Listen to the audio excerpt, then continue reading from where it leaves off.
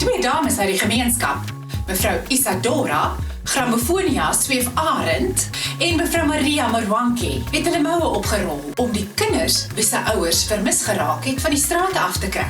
Die plan is om hulle in 'n kleuterskool in te prop.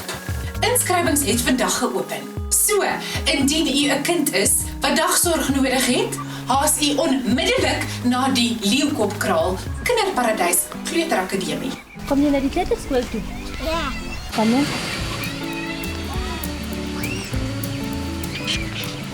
Hoe lyk dit? Hoeveel is daar al? Laat ek sien.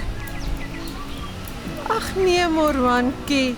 Jy kon net ten minste hulle name uitgeskryf het. Ekskuus my, ek kan mos nie skryf nie.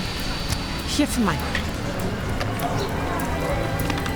Hallo, wat is jou naam? Loisa Volet.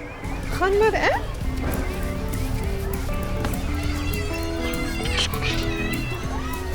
Doen jy dit nog? Ons haal ons hoed af vir hierdie twee voortreffelike dames en wens hulle voorspoed toe vir hierdie fantastiese projek. Skenkings sal hoogs waardeer word, asseblief. En dan kan jy 'n paar goedjies aan die Kleuterakademie ook skenk.